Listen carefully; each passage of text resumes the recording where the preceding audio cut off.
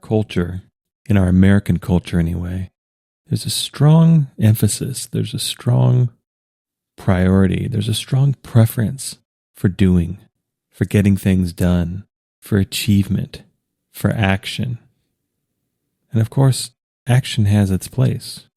You can make the argument that action is the whole reason we're here, that we're here to do things, we're here to create things, or at least shepherd the creation that flows through us into manifestation. But like a lot of things, it's really easy to get unbalanced when we over-focus, when we overly utilize one specific aspect of life. Because of course, along with the active, there's also the passive.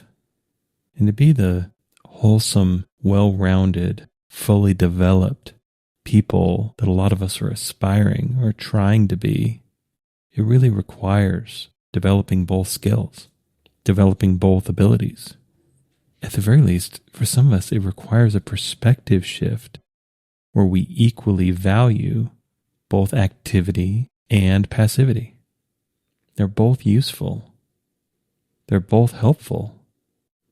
They're both requirements of life, and they're absolutely both requirements of a good life.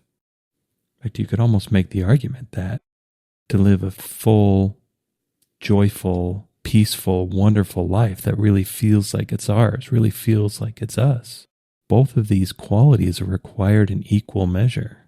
Because where we get out of balance is when we utilize or prioritize one over the other. We become too active. We're doing too much. We're trying to control too much. We're trying to, quote unquote, make things happen. Or we become too passive. We become reticent. We become stagnant. We refuse to make a decision and instead to sit in the quandary, sit in the cul-de-sac of the quagmire of indecision. So both qualities are equally important, and both qualities are equally required, in my opinion anyway, to live the life that we really want to live the life that's really, truly, fully ours. And so if we do find ourselves out of balance, then it's important to see, it's important to recognize and acknowledge exactly where we're out of balance. Because of course, we can't solve a problem that we're unaware of, and we can't do anything until we know what to do, or at the very least, have things that we want to try. And so for me, a big part of my evolution is learning to see the value in the passive.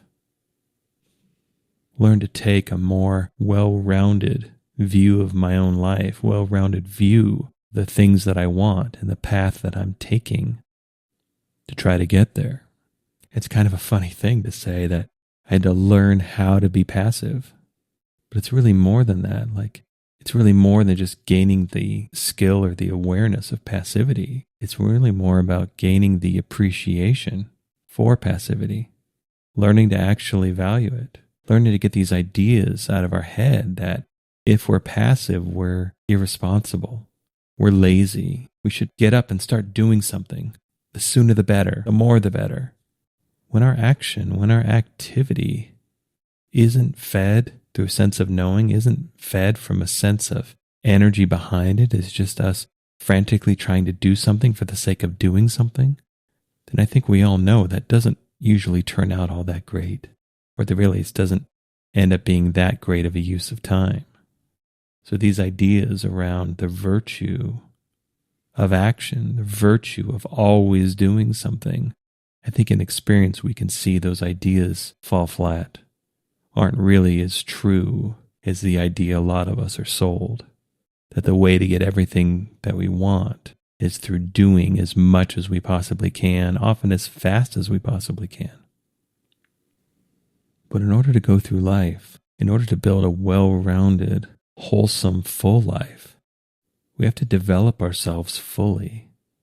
We have to look for areas where we're out of balance and then work to develop the unbalanced part of ourselves, learn to not only spot imbalances, but figure out what needs to be nourished and developed within us to bring ourselves back into balance. Or conversely, what needs to be deprioritized and diminished a bit to bring us back into balance. And sometimes these habits can be really difficult to break. This pernicious habit of always doing, always looking, always trying to solve a problem, always hyper aware of what to do to be able to affect whatever change we're trying to create, is not only exhausting, but it's actually pretty counterproductive. And in a lot of ways, life is like a conversation. In order to live life fully, we need to learn to talk and listen. We need to be able to consider and develop our own beliefs and ideas while also learning to consider the ideas of others. It isn't just us injecting our own selves everywhere we go. It's a cooperation. It's both projecting and receiving. And it's the same way with life.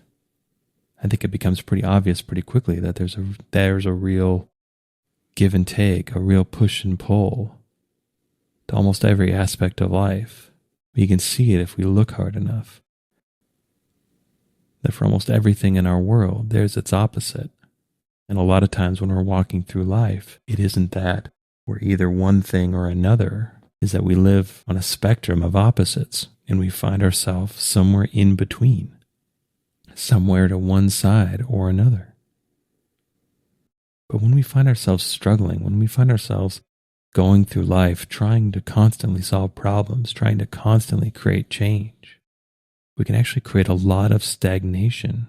We can really separate ourselves from the very change that we're trying to create by being too focused on action, too focused on doing something about it, too focused on striving, too focused on trying, too focused on seeking and searching for the answer that's going to finally solve this problem once and for all.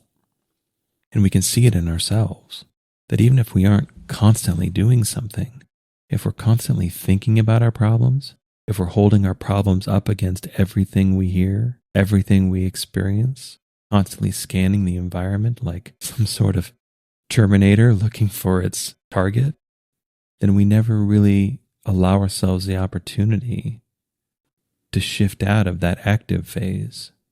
We're never really getting to the passive side. We're never really resting. We're never really allowing our senses and our awareness to just chill out and stand down for a minute. Just relax. And unfortunately for a lot of us, this is where a lot of our stress comes from.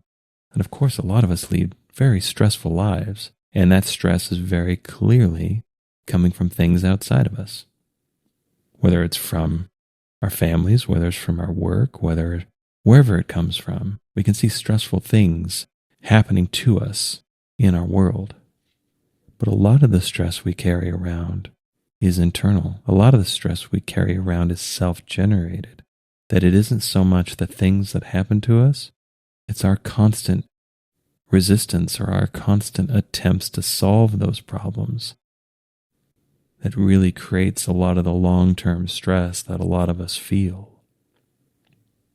I mean, we've all experienced this, right? We can have something happen to us that's very upsetting. And sometimes that upsetting thing happens. We take whatever amount of time is required to get over what happened to us, and then we move on. Other times, an upsetting thing will happen to us, and we'll hold it. We'll latch onto it. We'll almost have a death grip around it, refusing to ever let it go. And we can hold on to that as long as we want. Days, weeks, months, years, decades. It's up to us. We can choose to let that go. We can choose to put that down whenever we wish. And going through life, it's really the same way. We can choose to be as active or passive as we want to be. But for many of us, it doesn't feel like a choice. For many of us, our social obligations or our social pressure might make it feel like we constantly have to be active, that we can never be seen resting. We can never be seen not doing something. We can never be seen taking it easy. We can never be seen not being complete manic stress monsters. because there's a value in that. There's a value in the perception around our achievement. There's a value around the perception and how much we get done. There's a value around the perception of how much personal power we seem to hold and wield in our own life. And that power is expressed through our action, through what we do, through what we get done, through the magnitude of the change that we ourselves make happen. But in my opinion, this is pretty misguided. At the very least, this is pretty incomplete. That of course, action and achievement and doing things is wonderful. Most of the joy of life comes from doing things. But just because something is good and enjoyable doesn't mean that's the whole story, doesn't mean that's the whole picture. In fact, I would make the argument that that good and enjoyable action and achievement was actually fed out of a time of passivity, was actually fed out of a time of intentionally not doing something. Perhaps we were forced to not do anything. Perhaps we just burned out and couldn't do whatever we were doing anymore. But however we get to a passive state, however we get to a state of finally letting go, finally relaxing, finally resting, finally listening for a change, can be the thing that makes all the difference. Can be the thing that actually sets up our next action to not only be effective, but to be far more efficient, far more pleasant. Because when we're stuck in action all the time, when we're stuck in doing all the time, it can be so easy to just lean on routine and habits. And if we've developed unhealthy or unhelpful routine and habits, well, now we have two problems. Because on one hand, we're not really living the life we want, and we're not really setting ourselves up to get there either. We're accruing a debt. We're doing something that's actually driving us further away from what we want, rather than bringing us closer. This is a tough sell to anyone who worships at the altar of doing, worships the deities of hustle culture and achievement, that there's actually value in passivity. There's actually value in intentionally doing as little as possible.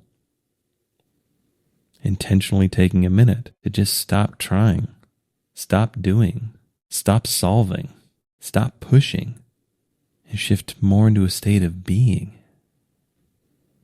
Because we need both. Not only in order to live a full life, but to live a life where we actually feel nourished, where we actually can thrive. We need a healthy balance between being and doing. But more than that, if we're just going out into life doing all the time, we're just injecting our own preferences, our own personality, our own ideas of how things should be, I think we can see how that severely and drastically limits our options. Because we only know what we know. And usually, that's a very small fraction of what could be known. We can think we know so much more than we do. We can think we're able to predict what's going to happen so much better than we can. But the truth is, most of the time, we know far less than we think we do. The options we've identified are far fewer than the truly available options. And the scenarios we've developed are far fewer than the possible scenarios of the way things could go. And if we get too locked into action, too locked into our own doing, we lock ourselves into a very small subset of options. We lock us into a very small subset of outcomes. Because we're just following the fixed path of our own thinking. We're following the fixed path of our own knowing. We're following the fixed path of our own habits and routines and preferences, and probably doing things that we've done over and over and over again. But the essence of creating change, the essence of creating different outcomes, of experiencing something different in life, I think it's pretty obvious that typically requires a different approach, that typically requires different thinking, different ways of doing things, different perspectives about what's good to be done and how to do it. And if we're never really stopping, if we're never really listening, if we're never really open to anything outside of us, then we set ourselves up to get stuck in these loops of our own preferences and personality, stuck in these loops of living the same reality, the same life, the same outcomes, the same experience over and over and over again. So how do we actually do this? How do we, if we've been trying and looking and searching, how do we break out of this? How do we actually do something different? How do we shift out of this active phase into a more passive one? Well, that's the beauty of passivity. It's actually pretty simple. We stop. We stop all of that. We focus on our being. Some of us can do this through a meditation practice. Some of us can do it through going on a walk. Some of us can do it by taking a bath or a long shower, swim in the ocean, playing with your kids, playing with your dog, staring at a candle, whatever it is. We know it when we feel it. We know it when we shift out of this frantic searching, frantic trying to solve problems, trying to get something done, trying to do something, because we can feel our whole body relax. Even if we're doing something with our bodies at the moment, we can just feel that stress melt a little. We can feel our bodies almost sigh and just exhale. We know what that feels like. And depending on the kind of person we are, we can find whatever modality creates that feeling. For me, it's some sort of soft and gentle movement. I'll head out on a walk with no real agenda and just focus on what's happening. Focus on the feeling of my feet hitting the ground. The wind's blowing. How does that feel against my skin? I look around. Are there trees? Are there flowers? I listen. Do I hear birds? And just walk. Walk from an open state. Keep my mind as clear as I can. Let thoughts come and go, but my focus isn't on my thoughts right now. My focus is on all of the sensations of what's happening. My focus is on my senses. What do I see? What do I feel? And naturally, this opens up greater awareness. I'm able to see and feel more. And this naturally leads to a sense of appreciation. You can really look at a flower, can really look at a leaf, can really look at a tree and see how not only incredibly sophisticated it is, but how remarkably beautiful it is. How many different colors there are, how many different textures there are, how many different shapes there are. And just stay in that state. Take in as much as I can with what's happening right now. And the most important part, the part that probably took me the longest to learn, is to truly do it with no agenda. Because for a while, I would think, boy, I sure am in my awareness right now. I sure am noticing right now. I bet a whole bunch of good stuff is going to happen really soon. No, that's still holding on. That's still me holding on to my active state. It really is important to let go. It really is important to fully let go. And sometimes this can be really hard. When I'm dealing with really big problems, really big challenges, letting go can be really difficult. But for me anyway, I have found it is the most reliable, helpful, soothing, healing thing I can possibly do. It is the most effective way to solve problems. It's the most effective way to deal with pain. And it is a skill. We may very well be born with it, but it is also something that is relentlessly coached out of us. We are routinely and repetitively trained away from passivity. That we can get it back. Again, that's the beauty of it. It's not really something we have to learn. It's really more about all these things we have to unlearn. It's not really something we have to do. It's learning to get comfortable with not doing. Because as long as we're alive, we're always being. We're always being something. So that being state, that being sense is always there. It's inescapable. We don't even have to reach for it because we're already it. We're already doing it. We're already being. This is our ground state. This is our I am. Because no matter what we're doing, whatever that blank is after I am is what we're being. It's ever present. It's inescapable. We can't lose it because we are it. And we can reconnect with it at any time. We can be more fully it, more consciously it, whenever we choose. We can bring our awareness to our being, shifting it away from all of our doing anytime we wish. And if we've overloaded ourselves with doing, if on some level we've driven ourselves crazy with always trying to do something, always trying to get something, always trying to solve something, always trying to achieve something, and spending time being, spending time in our passive state can be a welcome relief. At the very least, can be a reintroduction, a re-acknowledgement that we are far more than what we do. We are far more than what we get done.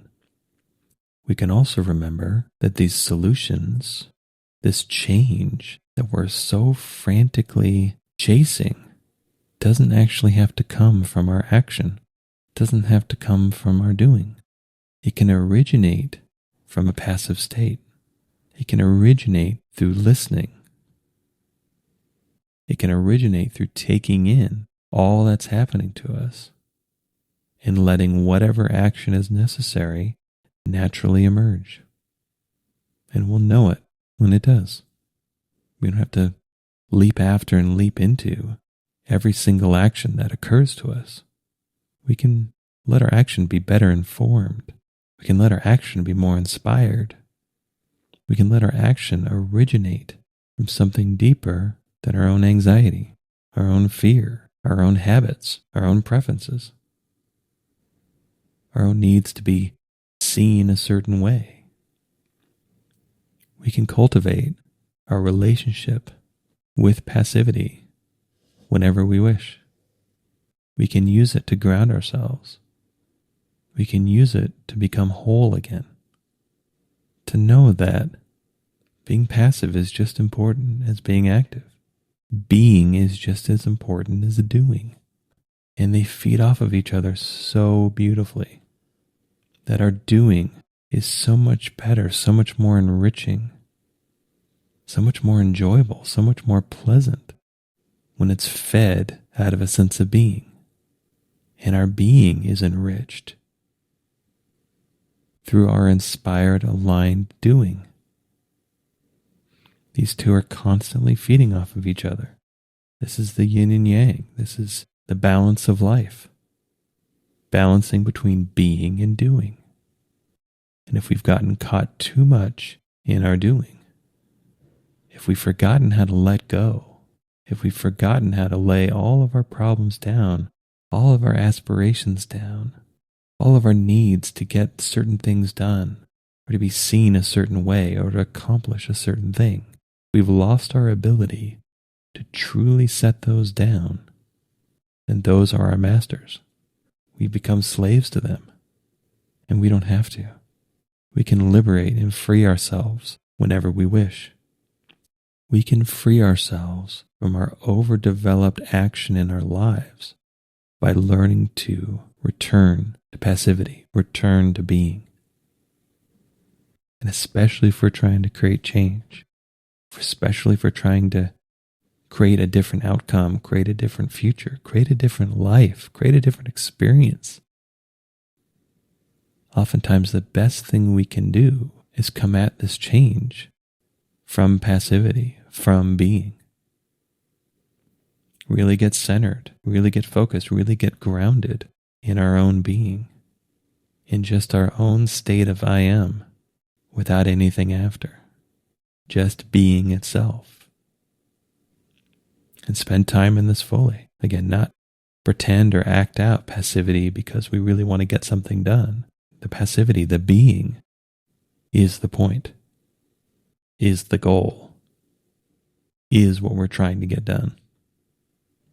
We're trying to fully be. Because ultimately, that's what we're really looking for. Because why are we striving after all of these things anyway? Why do we want all of this change?